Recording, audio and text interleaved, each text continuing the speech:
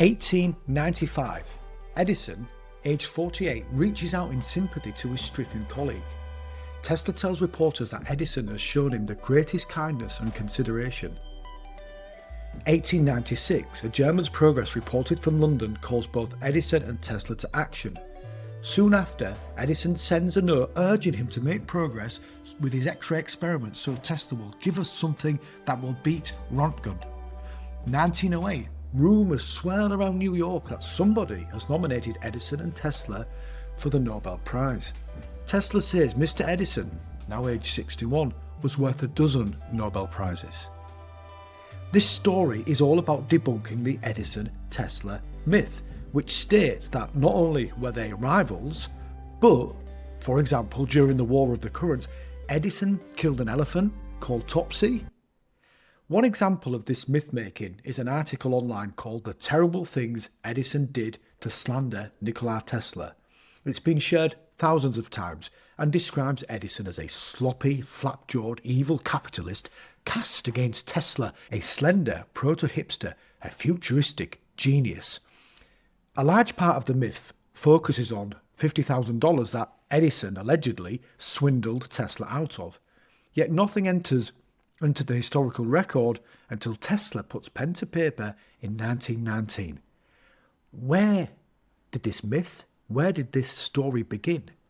Well, this story begins, like so many fantastic stories, in Paris, France. Edison's long-running collaborator, Charles Batchelor, he danced the conga in the workshop after they'd found the filament that would render light and take that beautiful heat, was in Paris visiting the Continental Edison Company. Edison's team dispersing like missionaries across the United States and then across the world to install power plants and grids wherever they landed. That's what Batchelor was doing there at Continental Edison, fulfilling his role as missionary. It was in Paris that Batchelor crossed paths with a talented Serbian electrical engineer, Nikola Tesla. Batchelor convinced Tesla to transfer to the Edison Machine Works in New York. The company there, or the gang of workers there, focused on machinery, specifically dynamos, those gigantic machines that convert kinetic energy into electrical energy. As soon as Tesla arrived in New York, a ship called the Oregon was stuck in port. Edison had sold and installed an electrical system on the vessel, a system for lighting, of course, but it didn't work.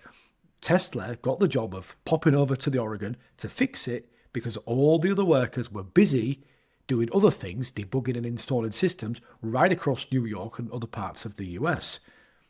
Tesla worked all night. He fixed the faulty dynamo, the guilty dynamo. This was the very first time the two men met as they were trying to sort out of the Oregon.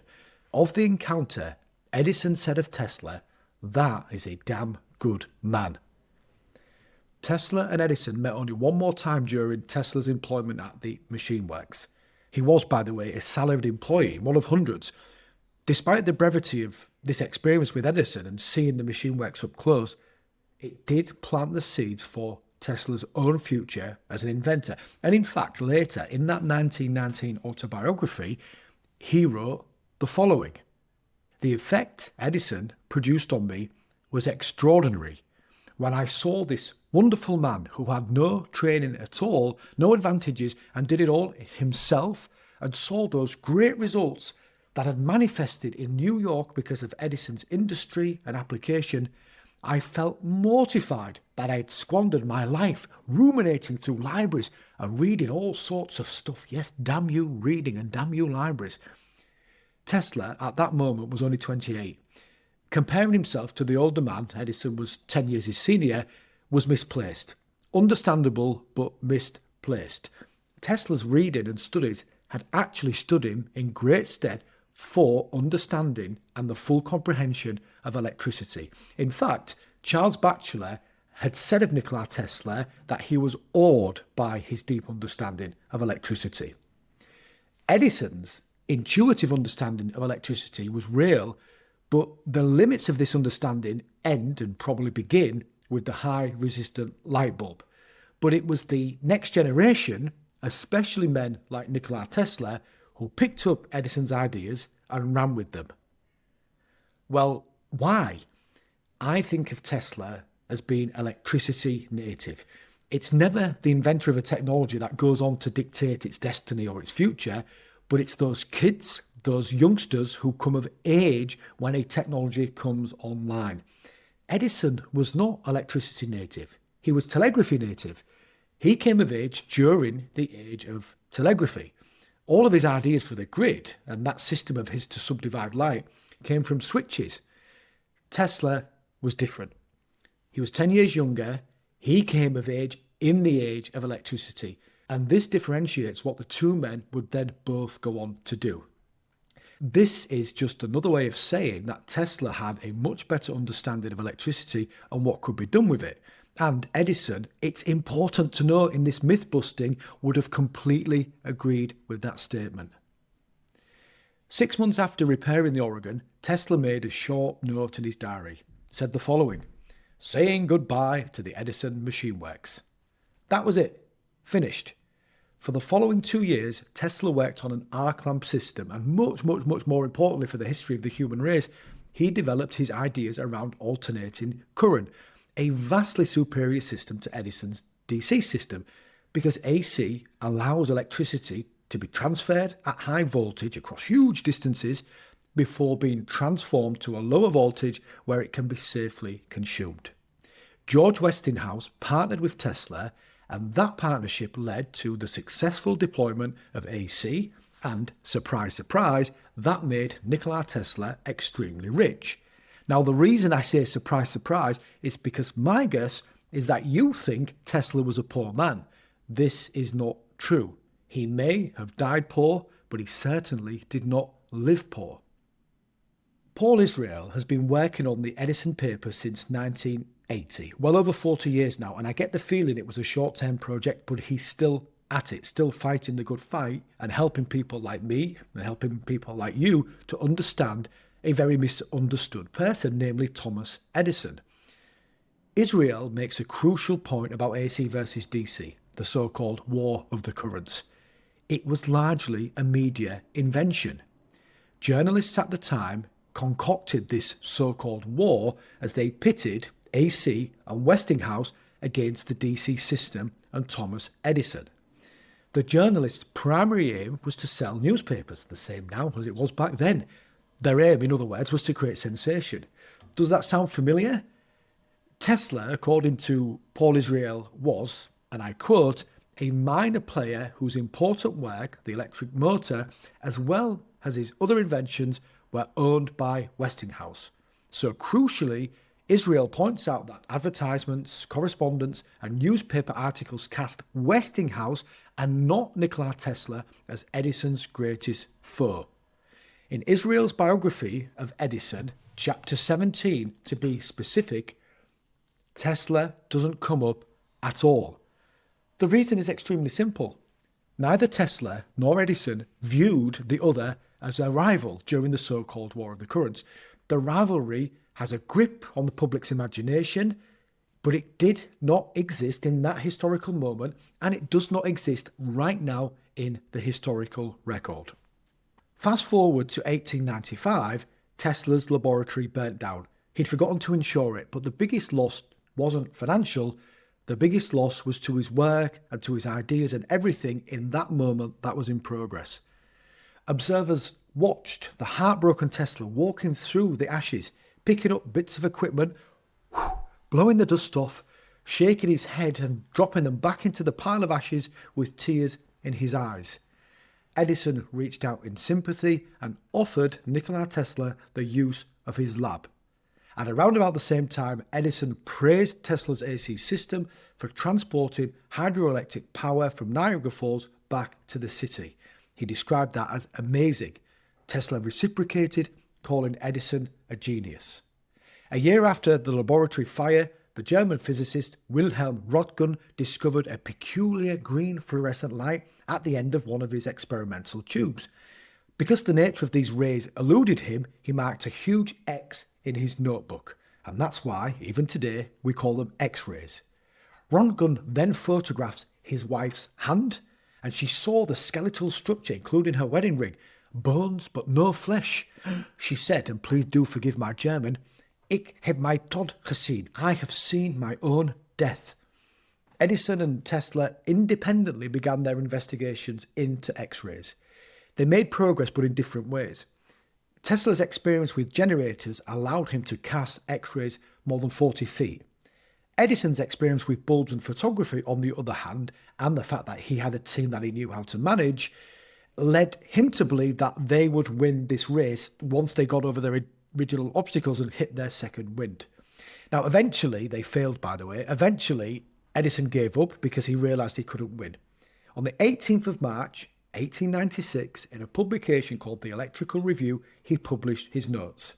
Tesla, coincidentally, published his notes in the exact same edition of the exact same magazine.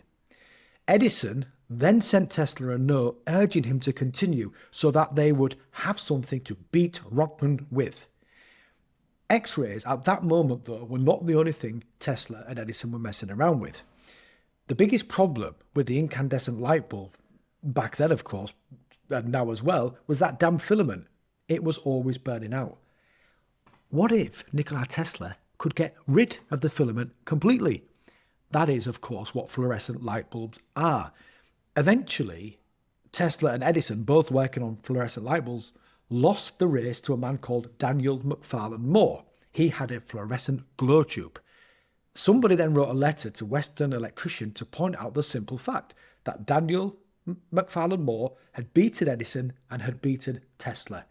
Edison quickly wrote to the editor of Western Electrician, begging him not to publish the letter. This is what Edison said: "I don't care what it says, but Tesla's of a nervous temperament and it will greatly grieve and interfere with his work. It must not be forgotten that Tesla is an experimenter of the highest type and may produce in time all he says he can." Edison, in other words, both praised and tried to protect Tesla's feelings through that letter to the editor. In the end, it added up to nothing because the editor published the letter anyway. Therefore, by 1896, 12 years after Tesla arrived in America and sorted out the Oregon for the machine works, there was no sign of conflict between the two men. No mention of monies owed, no sense of rivalry, no mention whatsoever in the historical record of Edison's theft or Tesla's resentment. Fast forward to 1908 and rumours circulate around New York. Somebody, but we don't know who, nominated Edison and Tesla to receive the Nobel Prize together. Tesla said he thought Mr. Edison was worth a dozen Nobel Prizes. Edison, unusual for him, kept his mouth shut. They didn't, by the way, win the prize. Paul Israel notes, "It is notable that during the 1910s, they seem to have had a very cordial professional relationship, with Tesla speaking well of Edison in the autobiographical articles that he wrote for the journal Electrical Experimenter." Now, these articles would become the basis of Tesla's 1919 autobiography. Israel then continues, "Furthermore, in 1912, Edison wrote Tesla a nice note commiserating with Tesla over Westinghouse's suit against him. This prompted Tesla to reply with a nice letter of his own." Again, this is extremely out of character because Thomas Edison did not usually write nice notes to anybody. What we see then is that the historical record shows two men sharing ideas, living in the city for many years together, being cordial to each other, offering support, but mainly getting on with their own parallel lives. In other words, lots of cordial water had passed under lots of cordial bridges. This leaves then a simple question.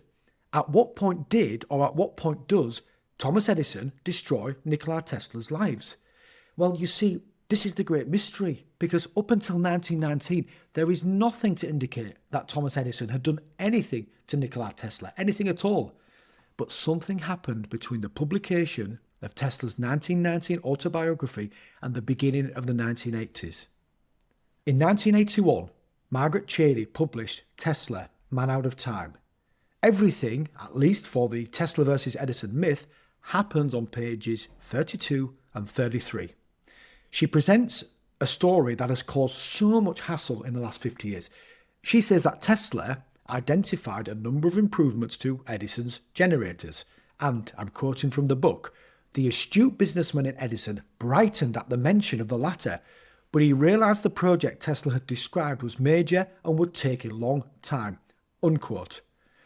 Edison, Cheney claims, then went on to tell Tesla, quote, there's $50,000 in it for you if you can do it. Unquote. Cheney then claims it took Tesla the best part of a year to complete the work.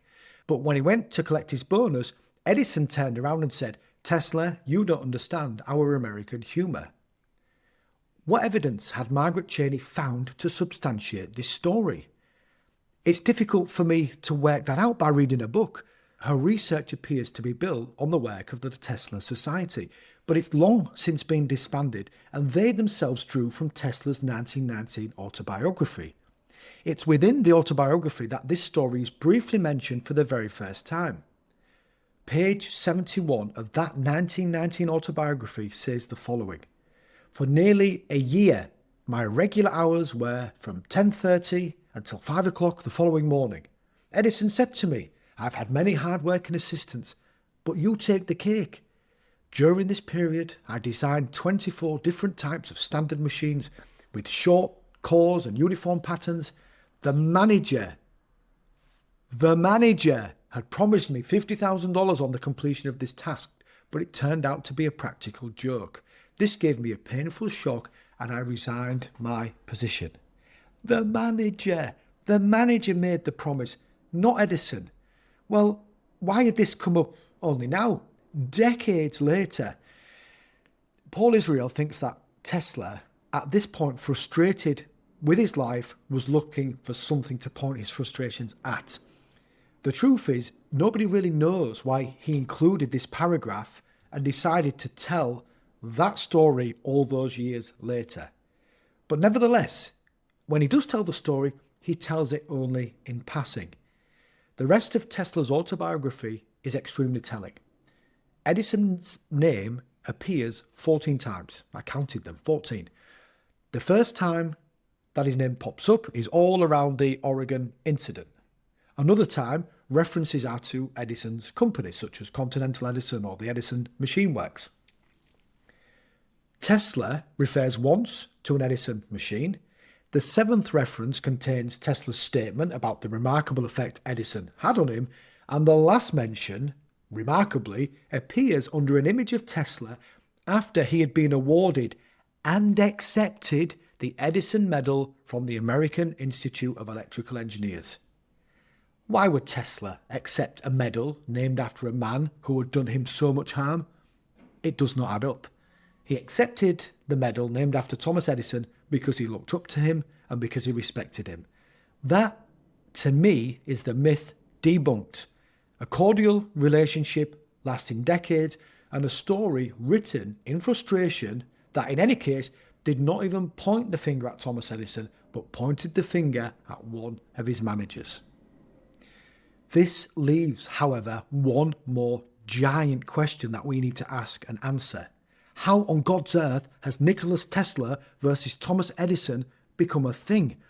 Why did one of my friends call Thomas Edison not an arsehole, not a psycho, not a thief, but a douchebag? That's a very specific word. We don't even say the word douchebag in the United Kingdom. This is what I think happened. In 2012, Matthew Inman published a comic strip on his site, The Oatmeal. Until I started researching this piece, I didn't know what The Oatmeal was.